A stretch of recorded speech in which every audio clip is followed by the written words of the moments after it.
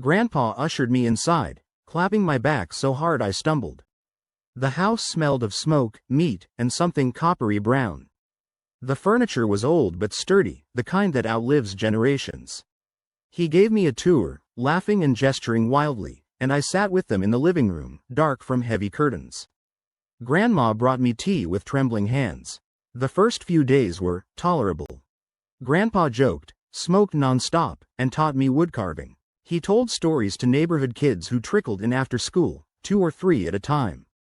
He was what people call the life of the party. And he really was. I don't know how to explain it, but Grandpa had this magnetism, people just gravitated toward him. He was kind, genuine, funny. His life stories were fascinating, and he clearly loved the attention, his pipe never leaving his mouth. Everything seemed normal. Except for one thing.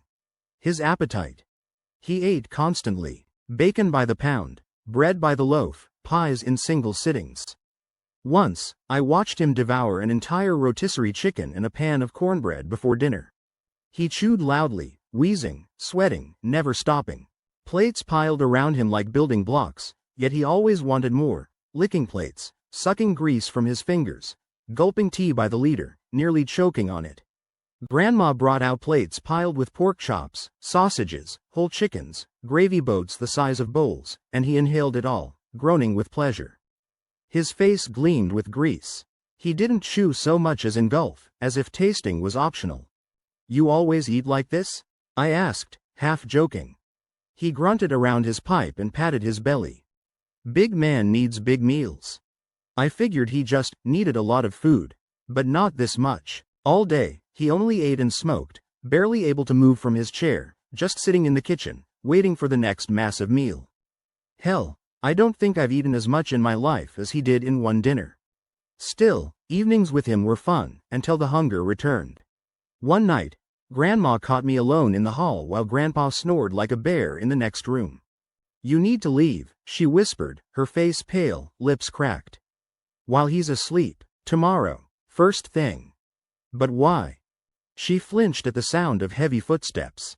Grandpa emerged from the shadows, pipe smoldering, eyes unreadable. "Everything all right?" "Just telling him about my childhood," Grandma answered too quickly. Grandpa stared at us in silence, and for the first time, I felt afraid. The only light was his burning pipe, the only sound, his labored breathing. He filled the hallway, his bulk swallowing the space. "This house has many stories," he finally rumbled before retreating to bed. I barely slept that night, between Grandpa's snoring and the dread gnawing at me. Leave in a hurry? But why? By morning, the fridge was empty. Grandpa sat at the table, licking his lips, breathing hard. "Where's that woman gotten to? Starvin' over here." Grandma returned with 3 bulging grocery bags and frantically unpacked them, cooking while Grandpa fidgeted, growling incoherently. I claimed I wasn't hungry, a lie. Watching him eat, devouring even the gristle, made me nauseous. Instead, I went to the store, chewing on Grandma's warning. Something about this was starting to scare me, especially one thought. How does he eat so much? At his age, that obese, chain smoking. How was his heart still beating?